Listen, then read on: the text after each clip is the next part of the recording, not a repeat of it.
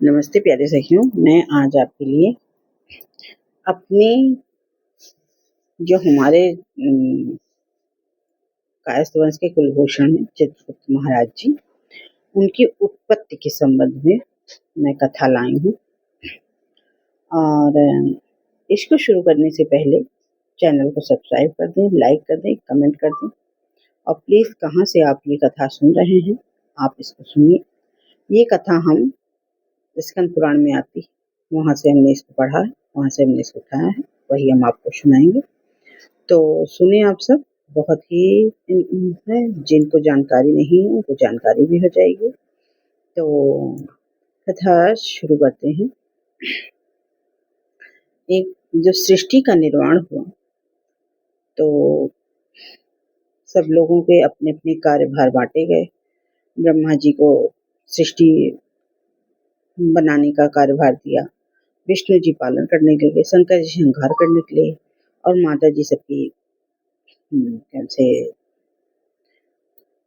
अनेक रूपों में अर्धांगिनी बनी। माता जी ने अपने रूपों के 3 स्वरूप किए, एक लक्ष्मी, एक माँ ब्रह्माणी और एक माँ गौरा।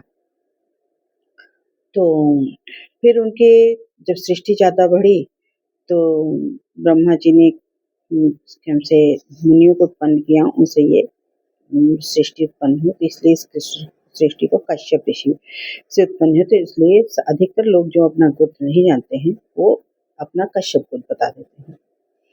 तो पृथ्वी पे मनुष्य हुए, पाप बढ़ने लगा और जब से पाप पुण्य का लेखा जोखा हुआ तो यहाँ आदमी मरते और यमलोक जाते। और यमराज जी को जो सूर्यदेव के पुत्र यम थे उनको धर्मराज के पद पर नियुक्त किया गया। तो पापियों के लिए वो यमराज हैं और धर्मात्माओं के लिए वो धर्मराज हैं। तो जब यहाँ पर मृत्यु होती थी वहाँ यमलोक में जाते थे तो उनको कार्यभार में परेशानी होने लगी। उन्होंने कहा बहुत परेशान हुए, अब किसी के उन्होंने क्या कर्म किया पहले उसको देखें, कि उनको दंड का विधान करें, कि उनको नर्क में भेजें, क्या क्या करें, उनको समझ में नहीं आया। उनको बहुत परेशानी हुई धर्मराज जी को। तो उन्होंने जाके ब्रह्मा जी से अपनी से कथा सुनाई, अपना कष्ट वर्णन किया। उन्होंने कहा कि ब्रह्मा जी अब बताइए, मैं अकेला यम से पापियों के लिए यम हूँ, धर्मात्माओं के लिए धर्म हूँ।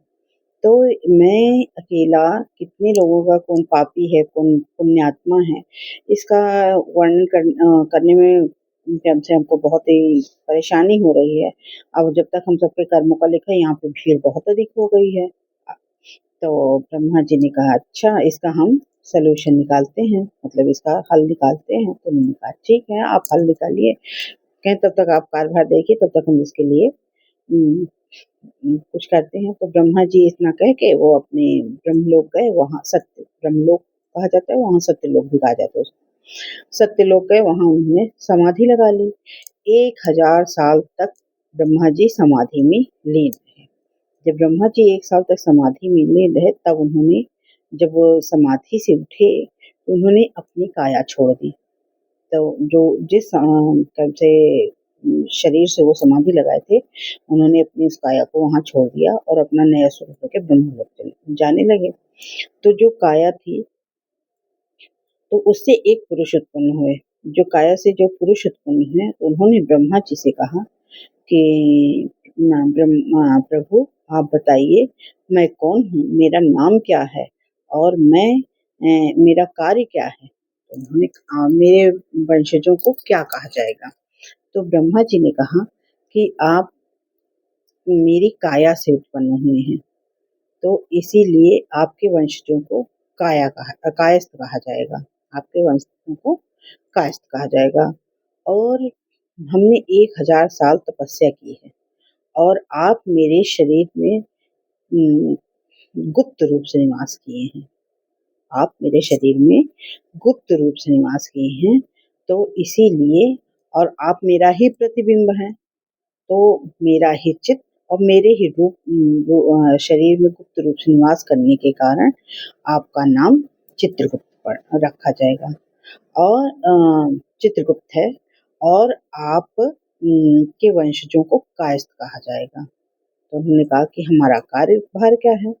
कहा आप यमलोक में जाइए, धर्मलोक में, वहाँ पे यम को कार्य करने में बहुत परेशानी हो रही है और वहाँ तो उनके कार्यभार को आप आधा बाँट लीजिए। आप जो व्यक्ति आते हैं उनके कर्मों का लेखा-जोखा आप लिखिए और यमराज को बताइए। इनकी बुद्धि बहुत तीव्र है, ब्रह्मा जी की काया से उत्पन्न हुए थे, इसलिए हम लोगों के वंश में होते हैं, उनकी बुद्धि बहुत तीव्र होती है। तो कहें कि क्या से आपकी बुद्धि तीव्र है, आप सेकंडों में पता लगाएँगे कि किसका कर्म क्या है और किसका कौन धर्मात्मा, कौन पुण्यात्मा, तुरंत उनके कर्मों का लेखा-जोखा बताएँगे तो यमराज जी को धर्मराज जी को आसानी होगी। तो कहा ठीक है। फिर वहाँ से ये आए, इनको धर्मराज ने इनको कलम लेखनी दी, पेन दी गई, वो कलम और इनकी जो स्याही है उससे ये वहाँ पे बैठ के जितने भी पापात्मा यहाँ से जाते हैं तो वहाँ पे ये सबके कर्मों का लेखा-जोखा बताते हैं। अब इसके आगे है कि लेख के किसने अच्छे कर्म किए हैं, किसने बुरे कर्म किए हैं, किसने कौन से कर्म किए हैं, इसके विषय में हमारे कायस्थ शिरोमणि चित्रगुप्त महाराज जी बताते हैं, उन्हीं के हम वंशज हैं। इन्होंने 2 शादियाँ की, एक नागवंश कन्या से, एक ब्राह्मण कन्या से। तो जो नागवंशी कन्या इसीलिए कायस्थों में नागवंशी ब्राह्मणी खून दोनों होता है। तो जो नागवंशी कन्या उत्पन्न से हुए, उनके 4 पुत्र हुए। इनके 12 पुत्र थे, तो 4 नागवंशी कन्या से और 8 पुत्र ब्राह्मण कन्या से उत्पन्न हुए थे। तो अब वो 4 लोगों का तो हमको याद है, जो 12 नीचे वाले हैं उनका तो हमको देखना पड़ेगा नाम। तो इस तरह ये कायस्थ जाति की उत्पत्ति हुई और इस तरह हमारे कुलभूषण चित्रगुप्त महाराज जी का जन्म हुआ और हम लोग उन्हीं की भैया दूज के दिन उनकी पूजा करते हैं।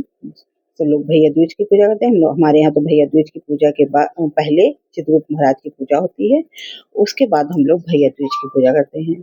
ये भैया दूज पे चित्रगुप्त महाराज जो हम लोग लेखनी दिवाली के बाद बंद कर देते हैं, ये लेखनी क्यों बंद हुई, ये भी हम अगली कथा में आपके लिए लाएंगे। तो उसके लिए आपको थोड़ा सा इंतजार करना ही पड़ेगा। तो इस प्रकार हम लोग जैसे सारे पृथ्वी पे जो जीव हैं वो ऋषियों की संतान हैं, पर हम लोग ब्रह्मा से उत्पन्न हुए हैं। चित्रगुप्त महाराज जी ब्रह्मा से उत्पन्न हुए थे, तो इसीलिए हम लोग का जो वंश है, हम लोगों को कश्यप गोत्र नहीं लिखते, हम लोग चित्रगुप्त गोत्र लिखते हैं। तो कहानी ये चित्रगुप्त महाराज की कैसी लगी, कमेंट के माध्यम से ज़रूर बताइएगा। आप लोग को अगर कोई और जानकारी हो इसके विषय में तो हमको ज़रूर बताइएगा। चित्रगुप्त महाराज के 3 मंदिर हैं। एक अयोध्या जी में है जिसको हरिहर कहा जाता है और ये रामचंद्र जी के ज़माने से है हरिहर मंदिर। अभी हम गए नहीं, हम जाएँगे तो वहाँ दर्शन ज़रूर करेंगे।